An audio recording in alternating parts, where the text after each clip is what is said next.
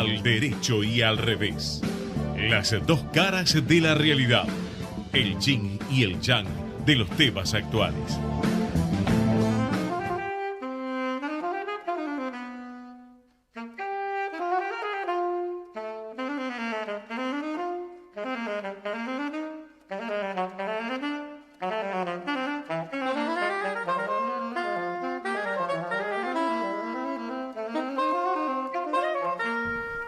Buenas tardes, amigos. Aquí estamos en otra audición de Al Derecho y al Revés, programa que va de 19 a 20 horas, el programa número 86, una emisión ya bastante, digamos, alta en cuanto a las expectativas que teníamos desde un comienzo. Esto empezó como un juego y se transformó ya en una especie de vicio, según nos dice aquí nuestro invitado de hoy, que ya en un ratito los vamos a presentar. Es una gran sorpresa que tenemos.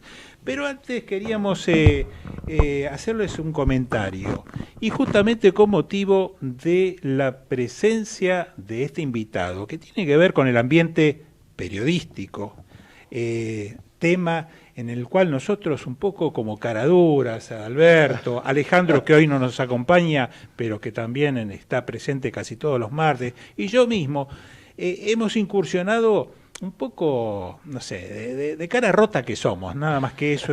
Voluntariosos, Alfredo. Y lo transformamos en una especie de somos hobby, gente inquieta, hobby. Yo no sé si habrá, como las profesiones, digamos, invasión de una profesión o un delito que castigue este tipo de cosas, pero y tampoco sé si hemos aprendido algo o no. Vos quizás, el invitado, le estoy hablando al invitado, y lo voy a decir de quién se trata. Se trata de Fernando Ruiz, un prestigioso profesor de la materia de periodismo, de la carrera de periodismo, un hacedor de periodistas, un investigador de la materia, un precursor e iniciador de entidades que se dedican al periodismo y que aglutinan a los periodistas. En especial me refiero a FOPEA, al Foro de Periodismo Argentino, fundador de la misma, y actualmente participa en forma activa, está absolutamente en todos los acontecimientos importantes de esta entidad. Es decir, un hombre que yo creo que ha hecho su vida en su vinculación con el periodismo argentino, y hasta creo que llega el alcance de su expresión y sus pensamientos y sus publicaciones, que son muchas y ahora las vamos a mencionar. Yo diría, llega prácticamente a toda Latinoamérica. Es así, Fernando, te damos la bienvenida y gracias por estar aquí en el programa. Gracias, Alfredo, a ver, antes que Fernando hable, yo quiero remarcar una faceta que a mí me llamó mucho la impresión de Fernando.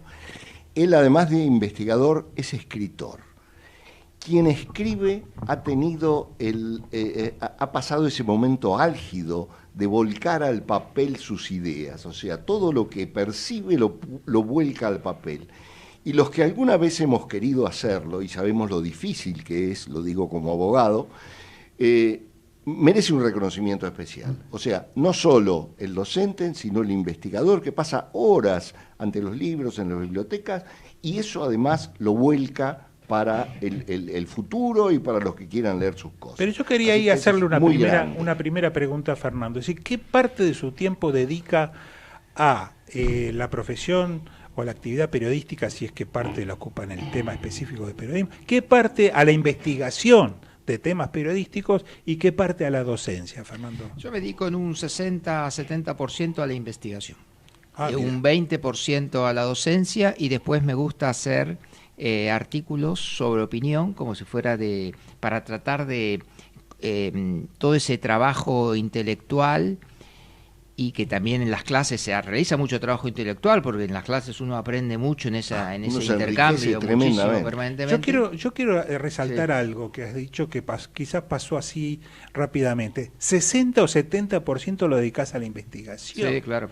Esto es muchísimo, es importante. Yo lo considero un privilegio. Es un privilegio, pero además, como decía Alberto recién, es un esfuerzo, porque esto te obliga a ordenar las ideas, a reflexionar sobre la evolución y cómo se va moviendo el tema periodístico a través del tiempo, a ir viendo las variantes que va teniendo esta actividad, ir destacando los aspectos salientes. O sea, es como que te pones a cierta distancia del periodismo y lo enfocás desde allí y lo vas analizando. Intento hacer eso. Después con el resultado dispar, por supuesto, pero considero que dentro de la división del trabajo que nos damos como sociedad, a mí me corresponde esa tarea, estar ahí tratando de sumar a los que están en la acción, en la actividad, en la trinchera, una perspectiva. Yo considero que mi trabajo es de servicio a la profesión, desde lo académico, servicio a la profesión. Permíteme que agregue un poco también, siguiendo con el preámbulo, que es largo, pero bueno, hay cosas que no podemos dejar de decir respecto de Fernando. Fernando Ruiz es doctor en comunicación pública por la Universidad de Navarra. Es investigador, como dijimos recién, en periodismo y democracia e historia de la comunicación en la Facultad de Comunicación de la Universidad Austral. Corregime si algo está mal de lo que estoy diciendo.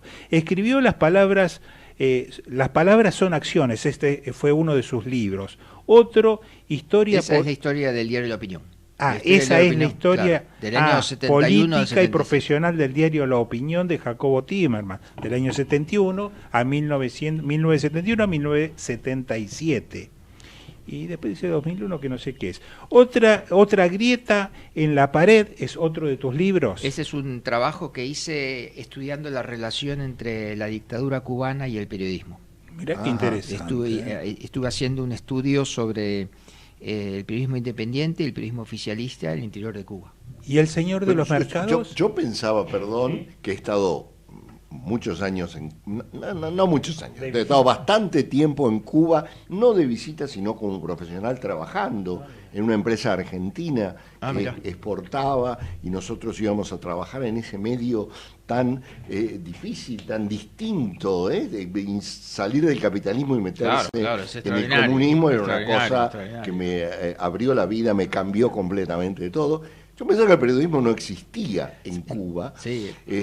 Por supuesto leías el Granma nada más y escuchaba esas horas de Fidel hablando. Insoportable, Radio Reloj. Insoportable.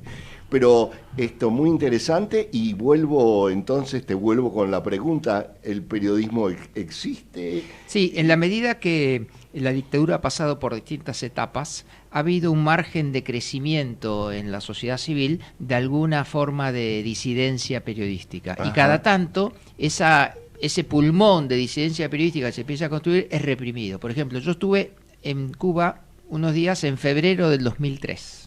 Ajá. Y en marzo del 2003, los periodistas que yo... Bueno, fue justo antes de lo que se llamó la primavera de Cuba. Claro.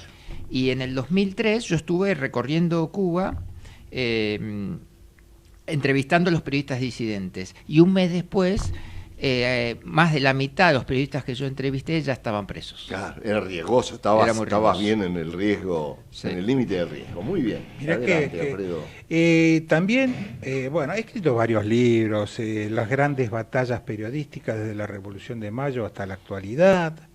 Ha publicado capítulos en libros colectivos, artículos académicos y periodistas, etcétera. Pero el último de sus libros que acaba de aparecer y que motivan un poco esta invitación, o que por lo menos son el disparador de esta invitación, se llama Cazadores de Noticias. Este es un libro que todavía está la tinta fresca, ¿no? Si uno toca el papel, y lo acabo recién de mostrar en pantalla, y va nuevamente.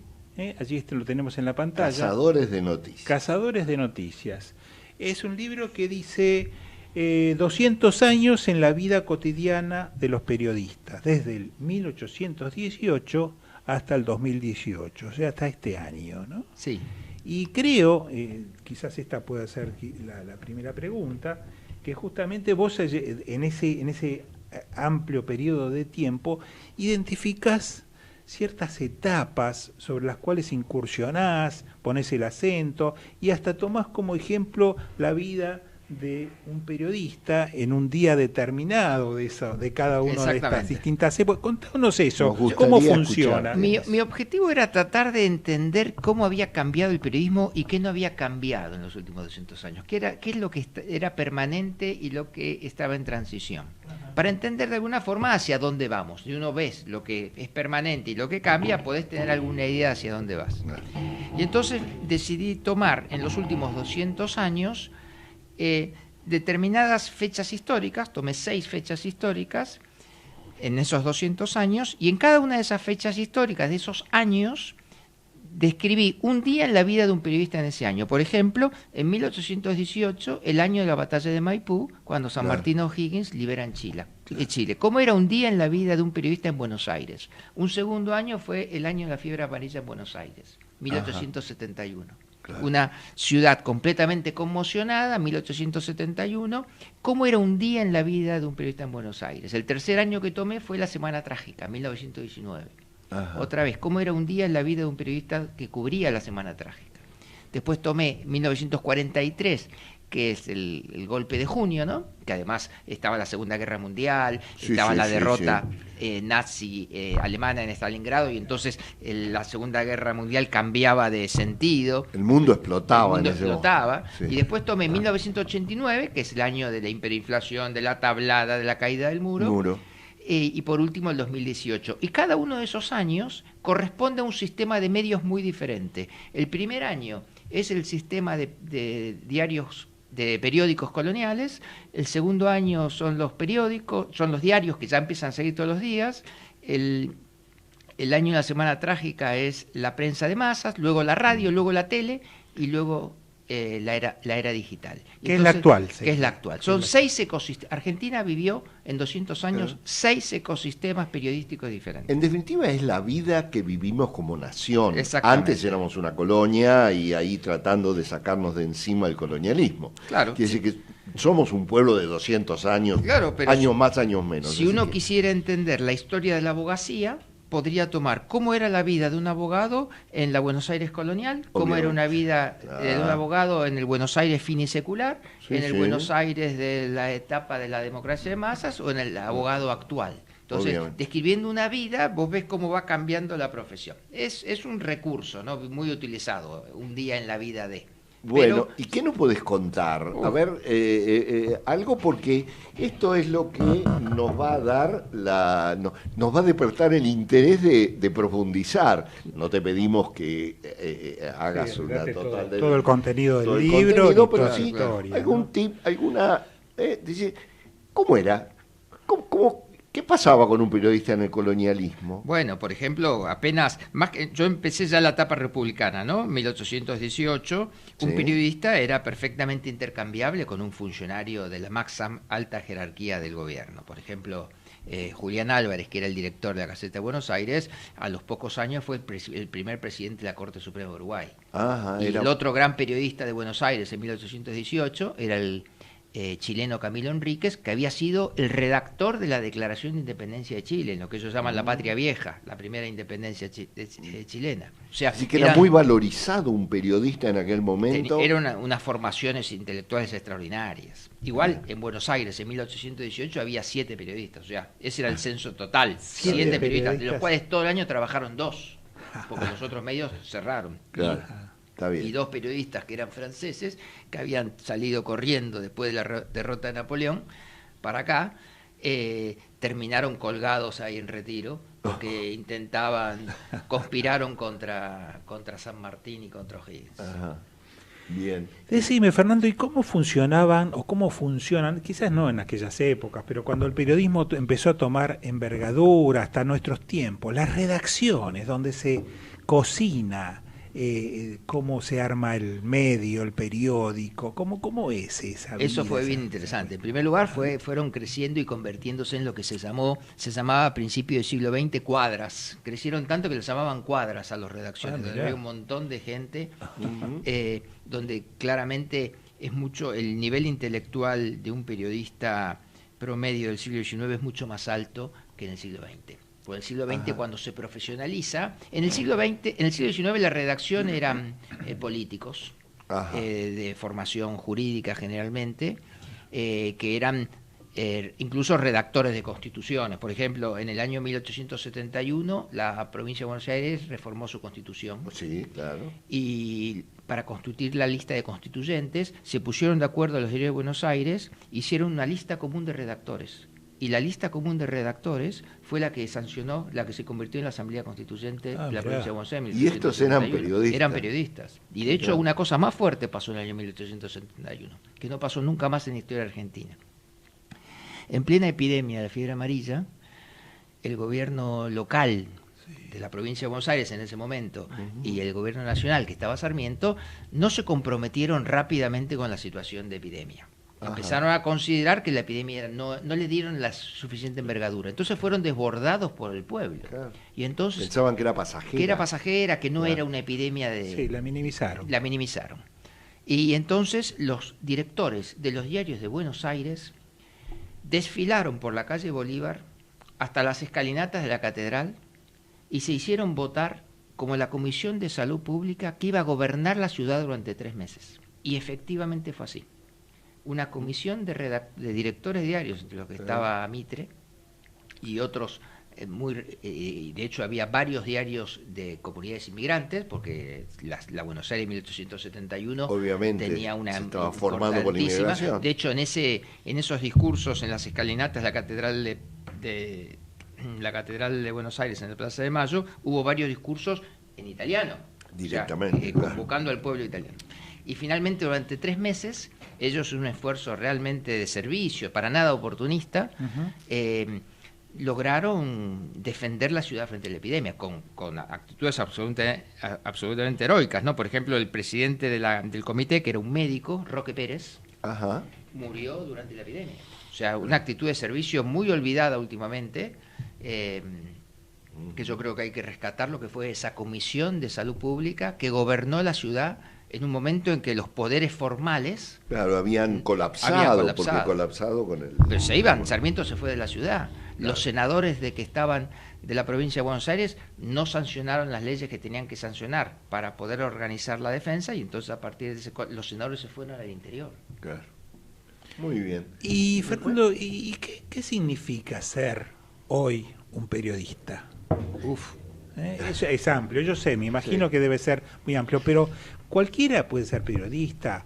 ¿Qué debe tener no solo en cuanto a formación, sino en cuanto a ética, a línea de conducta, a principios? Esa persona que se define como periodista, ¿debe reunir algunos requisitos? Sí, hay un método periodístico que en gran medida el cumplimiento y el respeto a ese método también da virtudes humanas. O sea, no es solo la aplicación de un método, sino que es un método que exige virtudes humanas. Una búsqueda honesta de la verdad, una verificación, un respeto por el otro, una búsqueda de responsabilidad. Claro, todas cuestiones que uno diría, es un método técnico, es un método de verificación y jerarquización de información, pero también para vos ser obediente a ese método técnico, necesitas virtudes humanas. Necesitas tener una actitud de honestidad intelectual, una curiosidad, un motor, un respeto por la gente, incluso por un respeto incluso por aquellos que vas a hablar mal, por aquellos que vas a condenar, por aquellos que vas a denunciar, ¿no? Entonces uno ve como los grandes periodistas de la Argentina muchas veces son respetados incluso por aquellos que han sido denunciados por esos periodistas. Yo tenía esta pregunta, ¿en qué año, yo lo desconozco, en qué año comienza a ser una profesión universitaria? ¿Hace mucho de esto? Porque yo recuerdo a algunos amigos míos que no optaron por la universidad, una medicina, bueno, nació para ser médico, escribió en medicina, otro arquitecto, otro ingeniero, otro abogado, pero algunos no querían ir a la universidad, y entonces iban al diario. Claro. Y me contaban, lo primero que hacían cuando vos llegabas al diario, te decían, bueno, andá a la calle, sacame notas. Claro. ¿Y qué tengo que hacer? Y no importa, vos andá a investigar esto, mirá, dicen que allá pasó tal cosa, vos andá, metete, preguntar a los vecinos, qué sé yo, y tráeme algo de contame qué es lo que pasó. Era un proceso de formación. Se formaron en la calle. Claro, muchísimo. Lo cual es muy bueno, porque yo lucho con mis 40 años de docente de abogacía en universidades nacionales, de que a veces no pisaron los tribunales y no saben hacer una cédula y no saben llevar un expediente. En cambio, esto pareciera que nació de una forma diferente, que nace de una forma Sin duda, diferente. era completamente empirista. Desde el punto de vista académico, empieza la Universidad de La Plata en América Latina. La primera universidad, la primera facultad de periodismo, o la primera carrera de periodismo de la Universidad de La Plata, donde incluso era profesor Alfredo Palacios. Era profesor de legislación yo lo tuve en Derecho. ¿En serio? Por supuesto, lo he subido del Qué brazo extraordinario. por la escalinata de la calle 7. Eso desemboca en una pregunta, ¿no? Que no se la Extraordinario. vamos a hacer a Alberto. No, pero es extraordinario. Yo subí, Claro. venía con su chambergo, su poncho de vicuña cuando hacía frío. Y ¿En lo qué materia? subíamos y lo ¿Cuál era? respetaban, derecho político. Derecho político. Sí. Cuando todavía existía derecho Y político. sus adjuntos eran Fight. Bueno. Claro, toda la escuela socialista. Los jóvenes Claro. más grandes que yo, por supuesto, yo era de los que recién ingresaban. Claro. Y bueno, teníamos un respeto del socialismo, pero un socialismo, Sí, no sé, muy ilustrado, muy respetuoso de las libertades públicas, de los derechos Claro, humanos. de hecho era profesor de libertad de prensa. Por supuesto. El primer profesor de libertad de Alfredo prensa de La Plata fue... Y las facultades ya se empezaron a generalizar después recién con la vuelta de la democracia después del 83. La UBA empieza en el año 1985. Así que es un fenómeno de hace unos 40 años Sí. que empieza universitariamente y todavía, como una profesión. Y todavía, Alberto, es discutido. Porque, por ejemplo, uno puede encontrar extraordinarios periodistas que han estudiado otra cosa. Ajá. Y después han hecho una formación empírica o de maestría o de cursos. Es decir, vos tenés que llegar a un punto. En un punto en el cual vos conoces un método, tenés una buena forma de comunicar y a su vez tenés una cabeza con la capacidad de seleccionar, priorizar, ver qué es lo importante y qué no es lo importante. Vos podés llegar a ese punto estudiando siempre periodismo y después haciendo maestrías o otras formaciones o autoformación, porque lo más importante es la autoformación, como siempre. En toda profesión lo más importante es la autoformación. El médico también, el que no va al hospital. Claro, o sea, vos dos médicos que van a la misma facultad, uno tiene un proceso de autoformación muy fuerte y el otro simplemente toma lo que le dan. Y hay un abismo. Claro, hay un abismo. Seguro. Con un periodista más abismo todavía. Claro. Más abismo. Te voy a cambiar el tipo de preguntas. En los últimos años florecieron por todas partes, por ejemplo, los blogs que aparecen en Internet, y una cantidad de personas y gente que se maneja muchísimo con las redes sociales. ¿Cómo impacta todo esto en los medios de comunicación, en el periodismo? Muchísimo. Por un lado es una gran noticia, ¿no? Porque permite ampliar un derecho tan importante en una sociedad democrática como la libertad de expresión. Te da una capacidad de convertirte vos en un medio individual de comunicación de masas. O sea, vos individualmente, de tu cuenta, de tu blog, podés convertir, empezás a contar, ya no tenés que comprar una rotativa, no tenés que tener una licencia de radio, te pones ahí, construís tu información, tu opinión y vas ahí, salís al ruedo.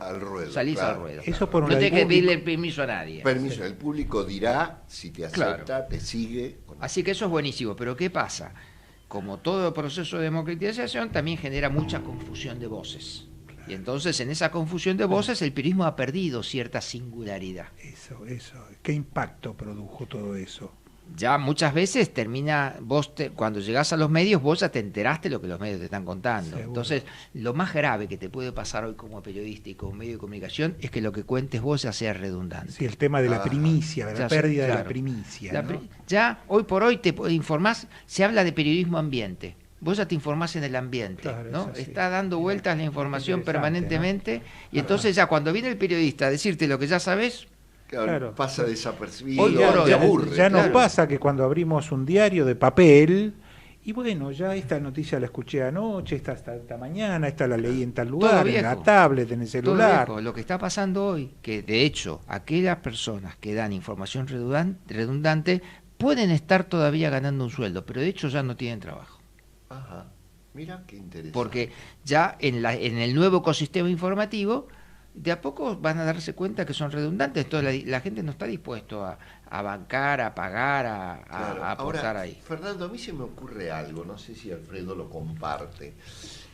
Cuando uno va a buscar esta noticia que ya conoce porque apareció en la televisión, ya lee quién es el periodista y le va a buscar qué dice ese periodista en la parte de su opinión personal, porque no nos olvidemos que cualquier noticia puede ser buena, puede ser mala, de acuerdo a quien la diga. Claro. O sea, las noticias no son asépticas. Siempre cuando salen al ruedo, salen, por supuesto, dadas por un ser humano que tiene su formación, tiene su inclinación y tiene sus gustos, para un lado, para otro, o sus ideologías políticas también, ¿no?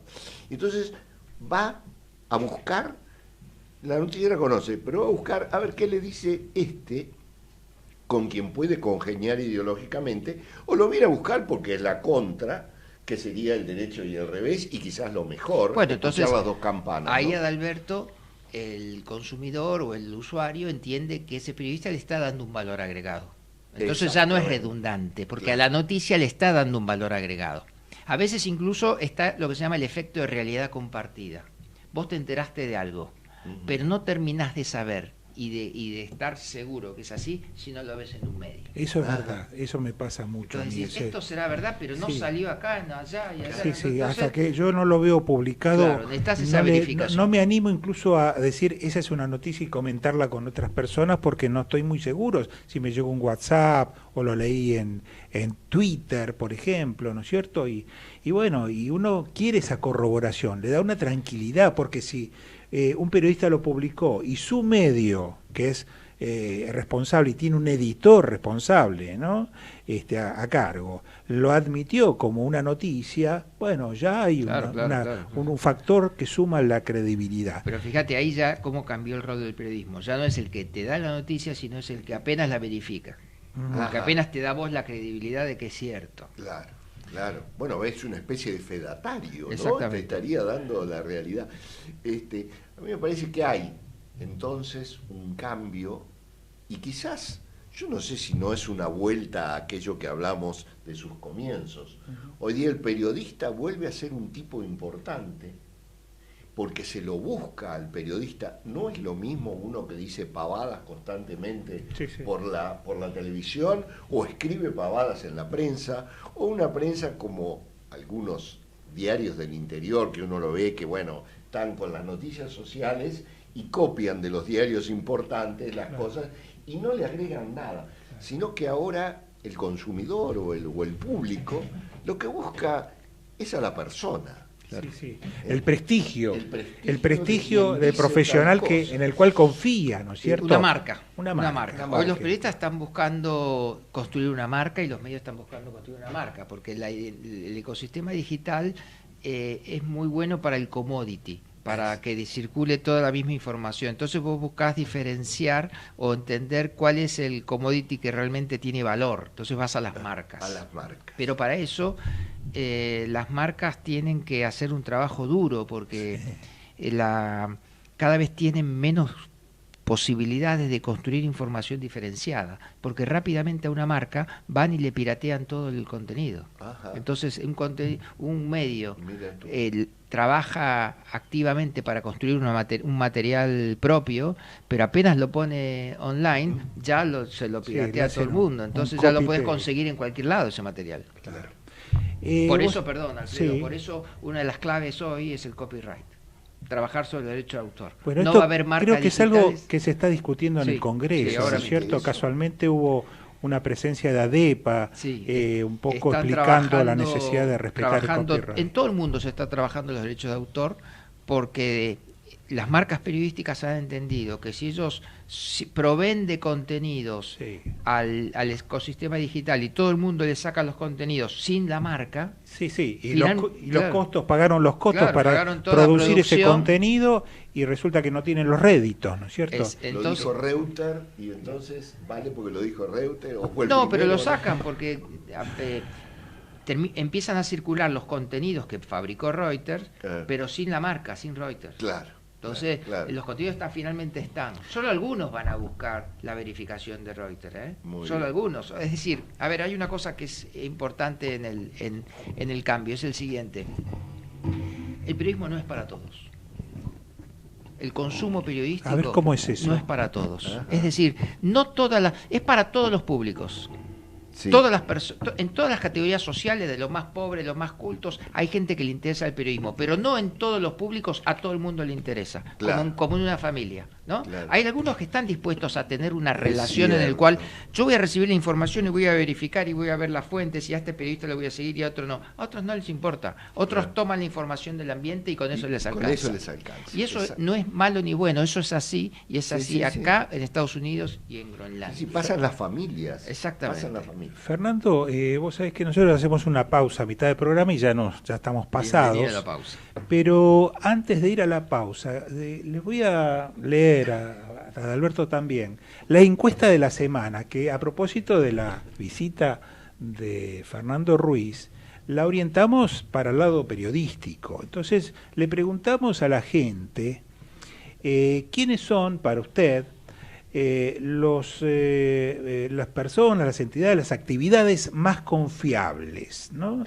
Y fíjate cómo fueron las respuestas. Un 3% de la gente dijo los políticos, una proporción muy pequeña. Los políticos son los más confiables. El 17% de la gente dijeron los religiosos. Las religiones, los religiosos son los más confiables. Un 66% de las personas que respondieron dijeron no los periodistas, dijeron los profesionales en general, y un 14%, o sea, en el tercer lugar en el orden de los votantes aparecen los periodistas. A mí me parece un poco raro esto, pero igual dijimos, bueno, vamos a decirle igual al aire, igualmente, reflexionemos un poco, puede ser que haya fallado o no esta encuesta, pero esto es la verdad de lo que aparece en las redes sociales. Vayamos a la pausa y después comentamos sobre esto. Ecomedios.com AM1220. Estamos con vos. Estamos en vos. Descarga gratis de tu celular la aplicación Ecomedios. Podés escucharnos en vivo, informarte con las últimas noticias y entrevistas en audio y video. Búscala y bajate la aplicación Ecomedios. A través del Estado en tu barrio, ya se realizaron más de 4 millones de trámites en todo el país. Miles de vecinos pudieron gestionar el DNI, solicitar la tarifa social y consultar sobre PAMI y ANSES de manera fácil, cerca de sus casas y sin intermediarios. Para saber todo lo que podés hacer en el Estado en tu barrio, entra a www.argentina.gov.ar/el Estado en tu barrio. Te esperamos en el próximo. Presidencia de la Nación. Podés vernos en vivo en ecohd.com.ar. ecohd.com.ar.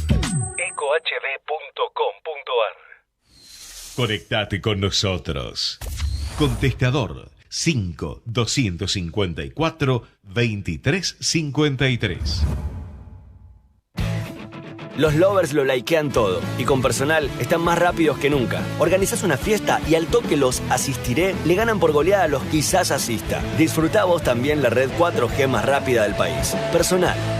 Más información en personal.com.ar/4G. Por fin, Deco Propuestas Decorativas. Empresa familiar dedicada a la decoración integral. Cortinas tradicionales, rolliers, romanas, orientales, verticales, venecianas, entelados, tapicería en general, toldos. Visite nuestro showroom en Honduras 4613, cuarto piso, oficina 402, Ciudad de Buenos Aires. Contacto al 15 44 78 60 87. Atención personalizada. También nos puede encontrar en www.porfindecoraciones.com.ar.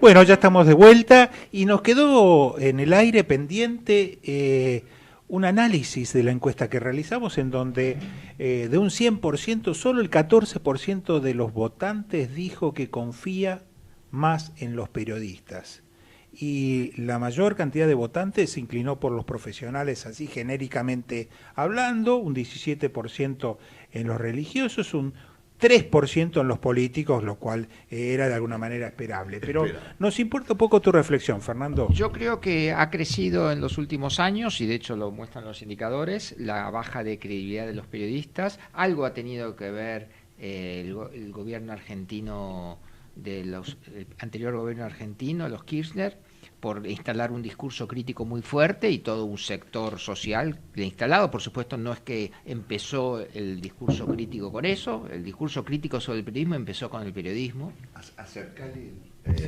El discurso crítico sobre el periodismo empezó con el periodismo, así que, pero tiene oleadas y empezó una oleada muy fuerte a partir del gobierno de los Kirchner. Pero hoy uno nota que, por ejemplo, en la universidad, en los colegios secundarios, hay una actitud muy crítica hacia los medios. Y hoy por hoy, además, el ecosistema digital exige una credibilidad mayor que antes. Ajá. O sea, hoy por hoy construir marca en el escenario digital exige una carrera hacia la credibilidad muy fuerte por parte de los medios. Esto me lleva a otra pregunta, que es, esto tendrá, además de ese periodismo que apareció en los 12 años del kirchnerismo, como por ejemplo estaba pensando en 678 y esa línea de trabajo que creo que desmerece mucho a la actividad periodística, está bastante alejado del ideal, pero no sé, me parece que quizá la aparición de lo que hoy se llama la noticia falsa, que se está hablando mucho con el término en inglés, ¿no? Sí, los fake news. Fake news. ¿Qué hay de todo eso? ¿Qué podés decirnos? Bueno, las noticias falsas, como ustedes saben perfectamente, han existido siempre.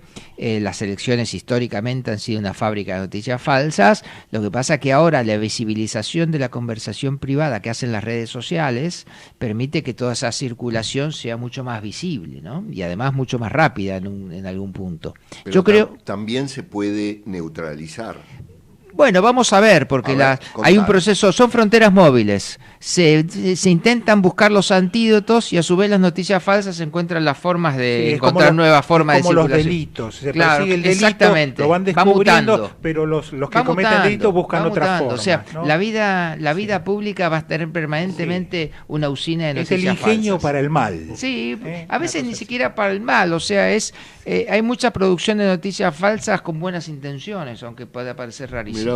Pero de todas formas, ideológica y fanatizados. Claro, fanatizados, gente que no sabe que está difundiendo noticias falsas. Pero de alguna forma, mi opinión es que las noticias falsas son una buena noticia para el periodismo porque permite valorizar el rol del periodismo. Entonces, se necesita que haya gerentes de calidad del discurso público, reguladores de la calidad del discurso público, reguladores en el sentido de verificadores de la información, frente a la epidemia de noticias falsas. Entonces, como esos laboratorios que siempre se ha considerado de forma conspirativa que generan epidemias para vender la droga, bueno, yo creo que las asociaciones periodistas pueden haber promovido las noticias falsas para decir, ¿vieron que somos importantes? Claro, qué bueno. Yo quería preguntarte... Yo después quería hacer un razonamiento dale vos. Que surgió de esto que hoy Alfredo decía, nuestro voluntarismo por dejar nuestras profesiones, antiguas profesiones, no anticuadas profesiones de abogado, contador y qué sé yo,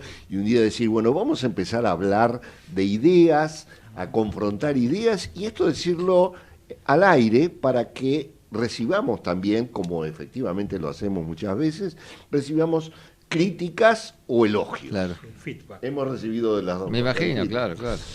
¿Qué descubrimos? La importancia de que ha traído la tecnología de las, a ver, decime Alfredo si me equivoco, de la ONG, de las corrientes de opinión que se hacen atrás de agrupamientos que se hacen para ir detrás de una determinada idea.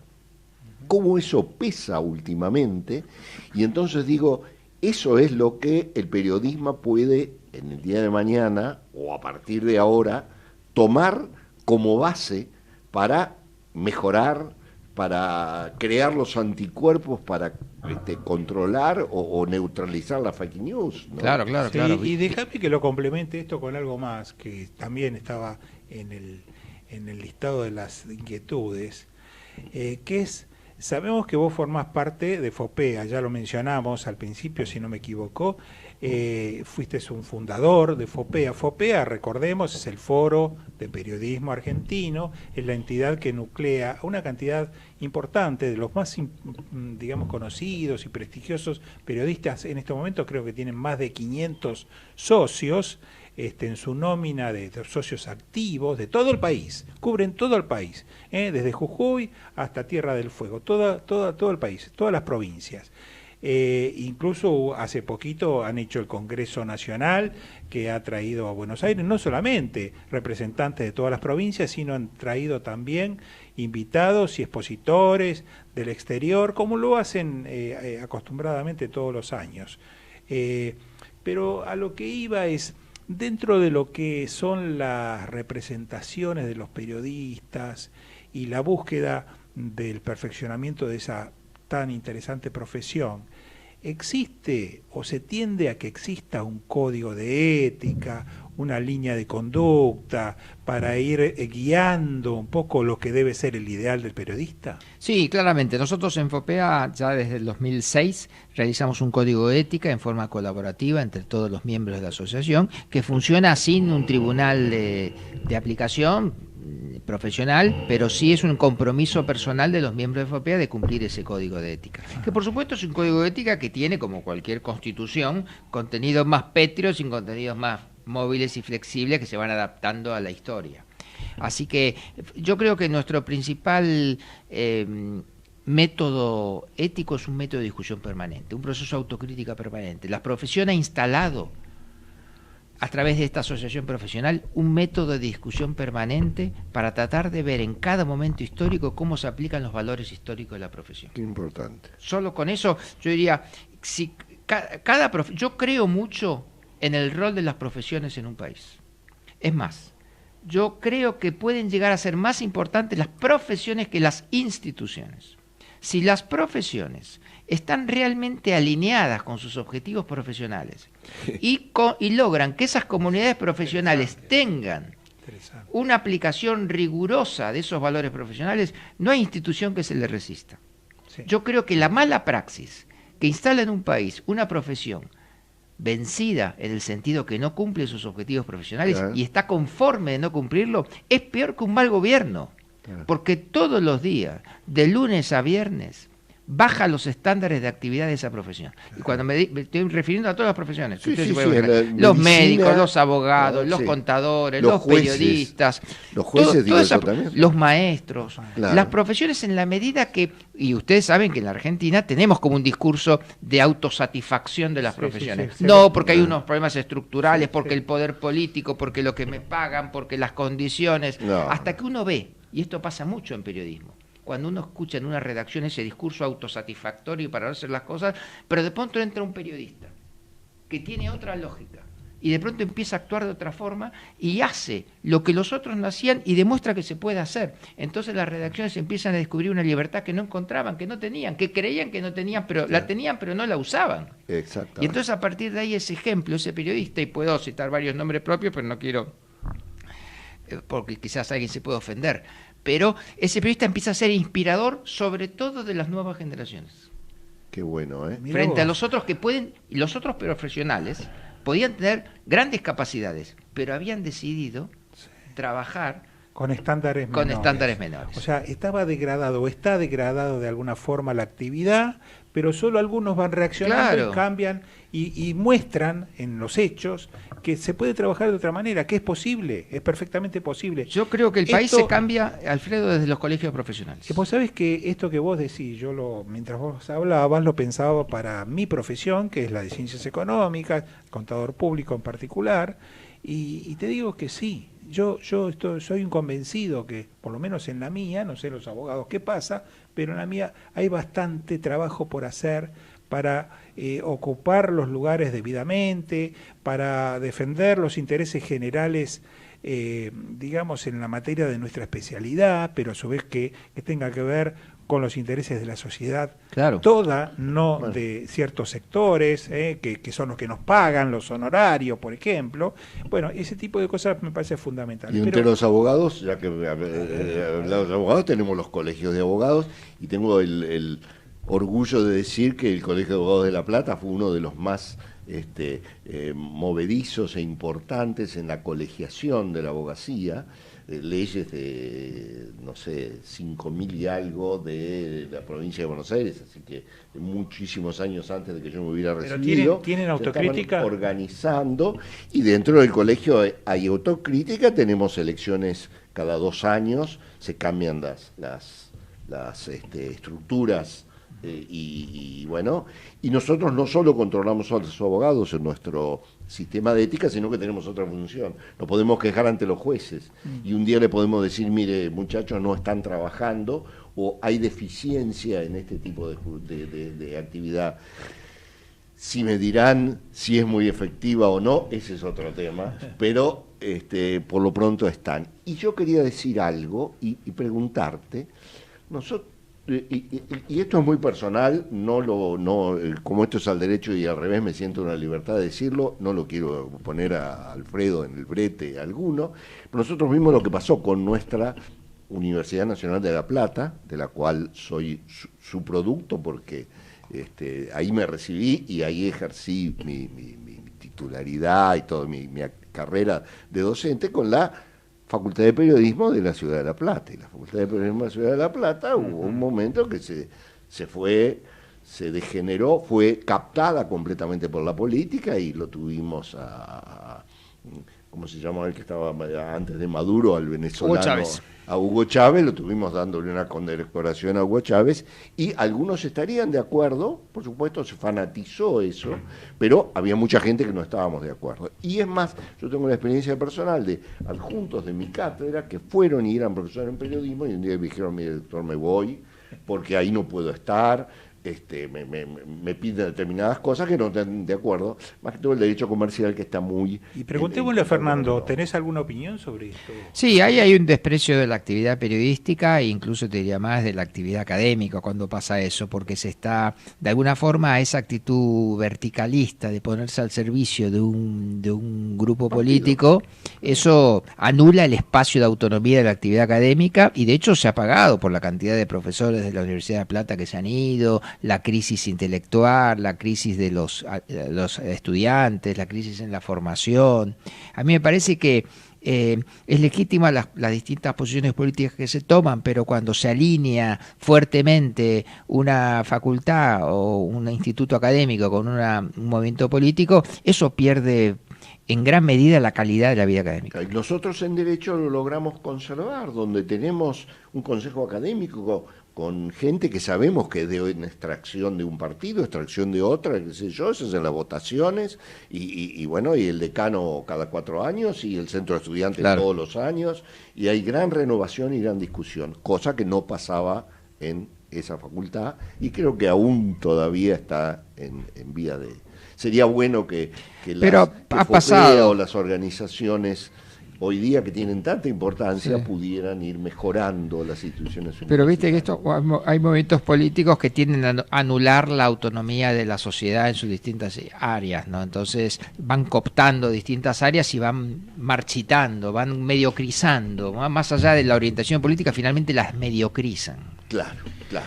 Y recordémosle a nuestros oyentes que si están pensando en comprar un libro para estas próximas vacaciones, llevarse a la playa o leer en algún rato libre que tengan, o en el tren, en el subte, bueno, aquí tienen Cazadores de Noticias de Fernando Ruiz, que hoy nos acompaña y que incorpora tantas reflexiones interesantes y distintas a las que se nos podrían ocurrir a nosotros como personas, como lectores de medios de comunicación y demás. Así que lo recomendamos, Cazadores de Noticias. Pero quería hacerte una pregunta, Fernando, sobre algo que veo que siempre preocupa muchísimo al periodista en forma individual, que es la lucha por esto que mencionamos antes, por la primicia, tener la primicia de algo, de una nota, de una noticia. y ser el primero y llevarlo a su medio y hacer que eso lo tomen en cuenta y que lo saquen en un lugar preferencial, en la medida que no aparezca una noticia más importante que de pronto haga que esa se corra para la página 5 o la página 10, ¿no? Estas cosas pasan, pero veo que a veces se exagera demasiado. Son los goles de un partido. Esos son los goles de un partido. Ajá. O sea, no es lo mismo. Siempre el periodismo es un trabajo de equipo, pero de la misma forma que en el fútbol es un trabajo de equipo, pero hay uno que hace el gol lo hace uno solo. Entonces, por ejemplo, la maravillosa primicia de Diego Cabot con los cuadernos de Centeno ha sido un punto extraordinario para él. Además es un reconocimiento, es una medalla, porque finalmente los cuadernos llegan a una de las personas que mejor los podía aprovechar.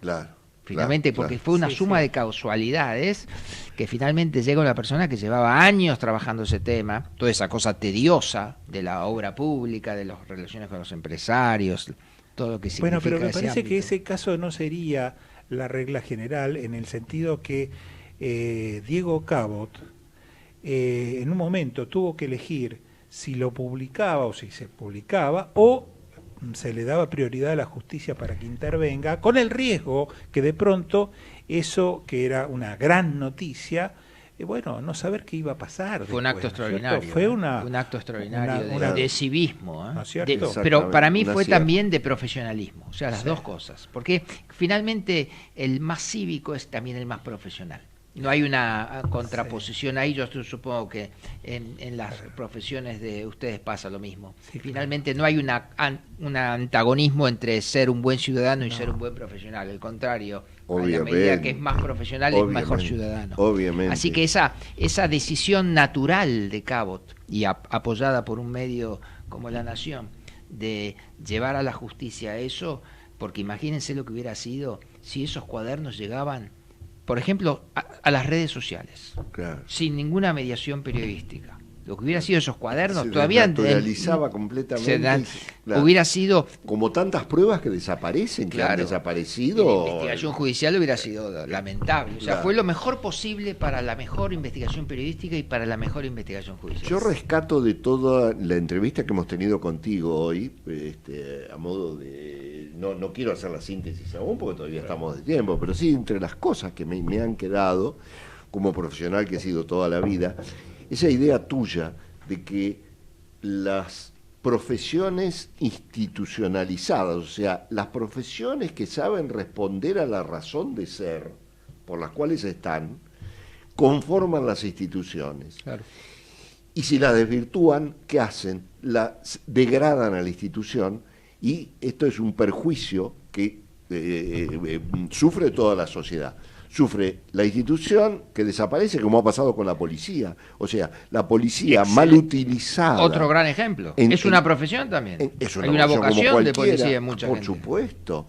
Y que cuando se utilizó digamos, los políticos la utilizaron, o el gobierno de turno lo utilizó, si lo hacía Perón, digamos, ¿no? Esto es absolutamente objetivo. Claro. Lo hicieron los militares también en la época de la represión. Desnaturalizó en sí la profesión. En cambio, cuando está dentro de los cánones y del contorno de la institución, se salva, se mejora, y obtiene el respeto de la sociedad. Eso es lo bueno. Yo creo que solamente es posible que exista en la Argentina un nivel de corrupción tan generalizada porque las profesiones están en crisis. Si no, no sería posible que hubiera este nivel de corrupción tan generalizada. Fernando, me gustaría que, más que analizar las distintas variantes de actuación de un periodista, quizás los tipos de periodistas o las clases de periodistas que existen o que podrían existir, que, como no nos queda demasiado tiempo, que nos hables del periodismo de investigación dentro de esa gama de posibilidades, que me parece que ha adquirido, digamos, un protagonismo en estos últimos años, incluso que en cierta manera ha desplazado o ha ocupado el lugar de otras instituciones de la República, como es, por ejemplo, el propio Poder Judicial, investigando cuestiones o llevando a la justicia determinadas cuestiones. Recién mencionábamos el caso de los cuadernos, en lugar de ser llevado por los medios o mecanismos naturales del país, bueno, son de pronto los periodistas los que acercan la primicia, porque alguien se la lleva, o alguien le lleva un video, o le lleva una prueba a ese periodista en quien confía un poquito más, y luego ese lo transforma y lo hizo público. A ver, ¿qué opinás del periodismo de investigación? En última instancia, me parece a mí, Alfredo, que el periodismo de investigación funciona como una institución de última instancia. Es decir, a medida que las otras instituciones, por algún motivo, no han ofrecido la confianza a esas personas para llevar adelante su reclamo, es la institución de última instancia, es el periodismo. Lo que pasa que, ¿cuántos casos toma esa institución de última instancia? Poquísimos, poquísimos. Recibe 500 demandas, 500 denuncias y toma 1, 2. Sí. Pero la idea es, miren, no nos han dado respuesta a las instituciones, no tengo confianza para acercarme a las instituciones, entonces voy por mi amigo periodista, por el movilero, ¿Cuántas veces lo hemos visto esto y nos ha llamado la atención? A mí poderosamente la atención. Es que en última instancia... Tengo que ir a ustedes porque si no... no consigo quien me escuche. Finalmente los periodistas se han instalado en lo que podría ser la fábrica de derechos de la sociedad, es decir, es como un ingrediente, una instancia en esa escala de la fábrica de derechos. Finalmente, para poder garantizar los derechos o garantizar que ese expediente personal funcione o expediente colectivo circule a través del sistema, se necesita la pata mediática. Muy bueno. Muy bien. Mira, yo tenía una pregunta que no sé si hacértela, porque vos dijiste que no querés personalizar en determinados nombres, ¿no es cierto? Pero no sé qué me vas a decir. ¿Qué pasa si yo te menciono una serie de nombres y vos los podrías llegar a definir con alguna palabra? ¿Te animás a hacer una especie de...? Porque nos queda muy poquito tiempo para un juego de ese tipo. Y si te digo una palabra light. Pasás, ¿no es cierto? No te sientas comprometido. Por ejemplo, ¿no? Empecemos por el siguiente. Eduardo Feynman. No me gusta una su palabra. actitud... una palabra. Sí. No suma. Daniel Santoro. 2 palabras. Un crack. Gustavo Silvestre. No me gustó su cambio político. Romina Mangel. No la tengo no escucho mucho a Romina. Magdalena Ruiz Guiñazú. Una histórica, legendaria. Bernardo Neustadt. El primer comunicador argentino. Alejandro Fantino. Conductor. Hugo Alconada Mon. Messi. Joven. Y platense, ¿eh? Y platense. Víctor Hugo Morales. Locutor. Fernando Ruiz. Estudioso. Bueno, la verdad que fenómeno, fantástico. Muchísimas gracias por la visita. No, muchas gracias a ustedes. Seguramente la vamos a reiterar porque estamos muchas aprendiendo. Gracias. Y nosotros, como empezamos, terminamos. Somos unos caraduras, profesionales de abogacía, del derecho y de la contabilidad, de pronto hablando en los medios y qué sé yo. Esperemos que nos escuche muy poca gente para no pasar tanta vergüenza. Te agradecemos todo lo que nos has incorporado y esto va a ser un semillero. ¿Por qué lo hacemos? Es porque todos somos gente de buena voluntad. Alejandro Drucarós, por supuesto, también. Somos gente de buena voluntad y queremos darle esto a los más jóvenes, que son, el país va a ser para ellos. Gracias por la visita y ahora le decimos a los oyentes que se queden en este dial, en esta secuencia, porque viene el programa Voces y Memorias con Hernán Dobri. Buenas noches. Gran programa.